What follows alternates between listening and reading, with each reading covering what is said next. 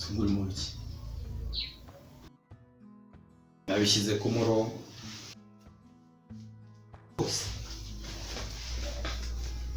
ubundi ufite ibihe bibazo byose sha ubundi amakuru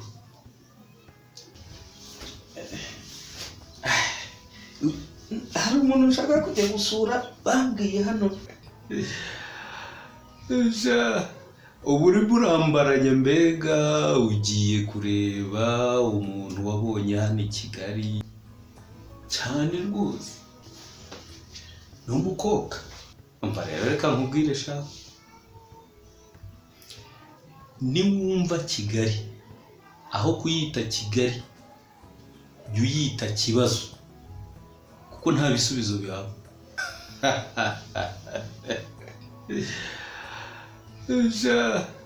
yanyuze hariya ku irembo ndamubona mbona ni umukobwa waba ubereye urugo kandi urabizi ko rwose maze igihe nanjye nkeneye kumera nkawe none uti uzakomeza kuba iwawe se gutya none se ufite amafaranga angahe nari nzi ko ari nka babandi bo mu iwacu ubwira nyine ukamubwira ko mwenda kubana bisaba amafaranga ndumiwe koko ubu se ufite miliyoni 10 zo gukora ubukwe none se ubwo jye n'umugore na pasiteri n'abandi bantu bake byadusaba miliyoni 10 ubukwe gusa ukeneye imodoka erega no kugira ngo nagukunde agomba gushingira kuri ibyo bintu byose tumbewe ariko mpanga yanjye bisaba no kuba mfite ngo imodoka ndurese abageni nanga nabwo bagenda n'amaguru twebwe basimbuka imigende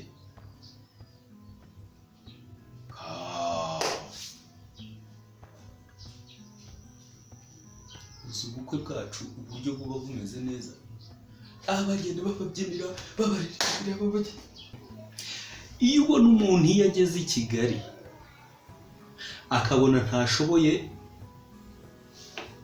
nta mirima nta hantu ari bujye guhinga uzi icyemezo umuntu afata ni uguhinga hano wanyumvise aha niyo mpamvu mbona hari abagabo b'inahangaha batagira abagore babyihoreye agomba gushingira kuri ibyo bintu byose nta n'uwamake se ushobora kuboneka ku buryo nagenda nkagurisha cya kimasa cyanjye nasize mu cyaro reka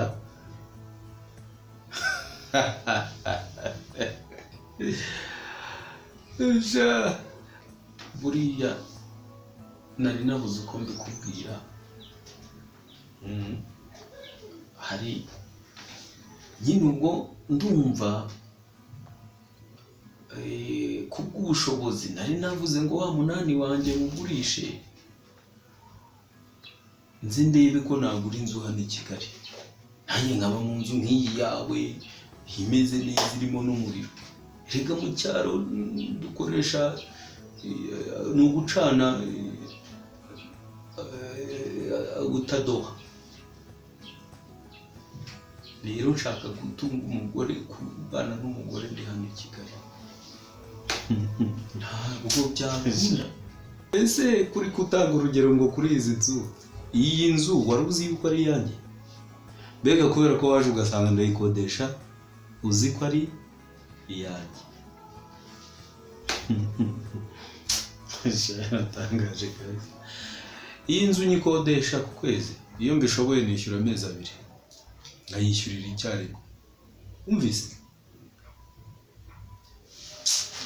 none se ubusanzwe bizakomeza kuba ziratangaje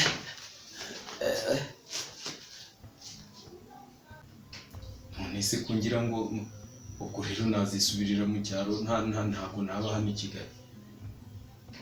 Maye ibitwenge by'aka kanya gusa biracekeje. Asha ingomera mu byaha sinamenye ibyo masinzi byari byo. Papa. Ayo bana ntabwo biba byoroshye sha. Umva ngira ya kwa Saveri unzanire twa Minisiteri tubiri nawe bizanire fanta.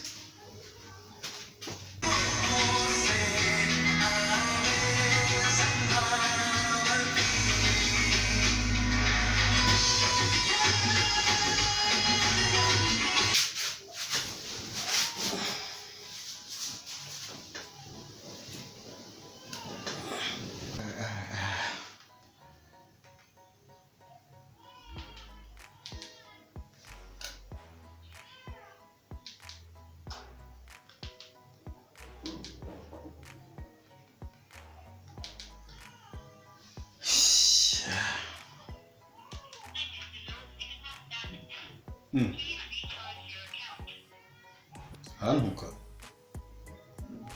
biki ngo konte ngo iki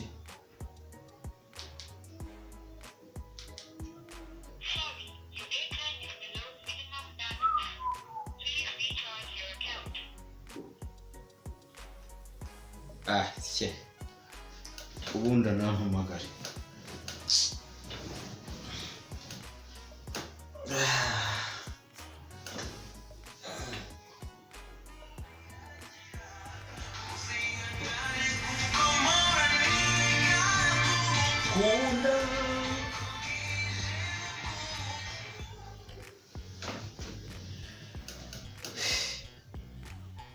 Alo. Cha. Eje kuguhamagara.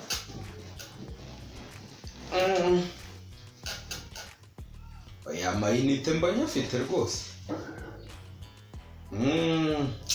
Ageze mu rugo mba ndyamye mu cyumba cy'abashyitsi.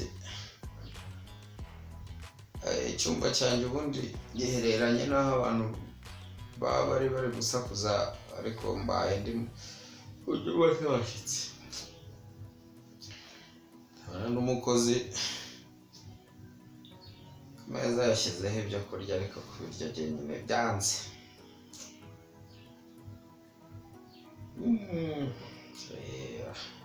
Okay, nzaza ngufate ko mfite imodoka se.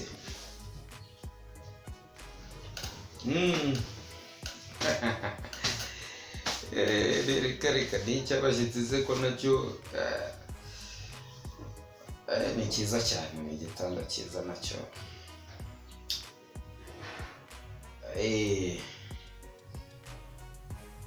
Inzu mbamo ni iyanjye.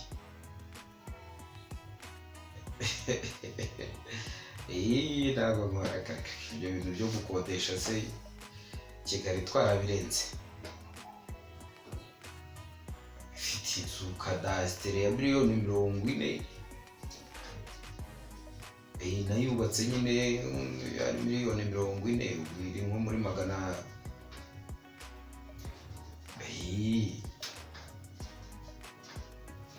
Ugeze mu cyumba cyanjye noneho wakumirwa. Mfite furate ya yindi umwirangiza urukuta.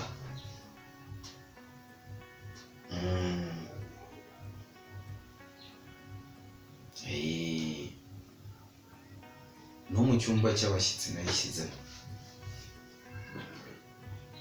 Nta kibazo.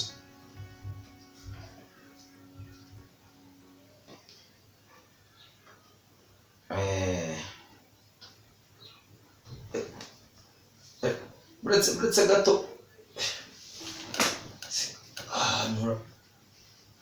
Mba ndi kwirarira mvuga ngo mu cyumba cy'abashyitsi kandi ari icyumba ry'aho igitanda ngo ona matera yaduwe none yaramviriye. Turafuse ndayigira. ariko se uyu we yahanzweho aramamagara.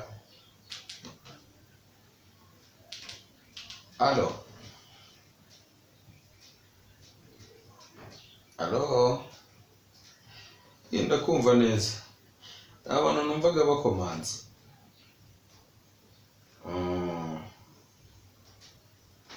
Aya twebwe turiruhukira, ufite amafaranga uyarya witonze. Imodoka ari umuntu nayitije ubu ntayo mfite.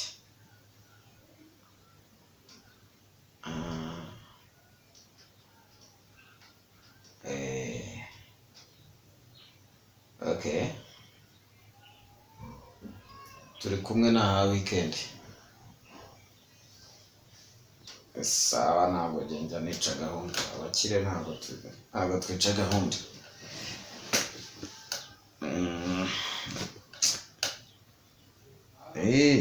Telefone yanjye ivuga neza, ni iPhone.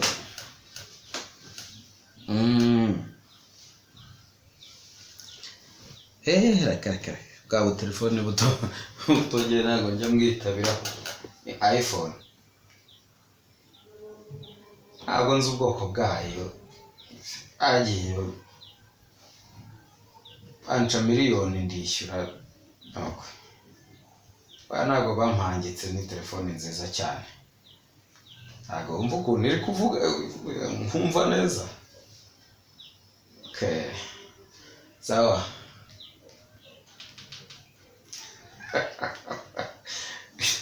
Ibaza yizaza kamamagara ari hafi, ubwo igihe telefone yanjye ngo ni iPhone, kandi ndabona sinzi n'izina ryayo pe, cyakora ni Tecno.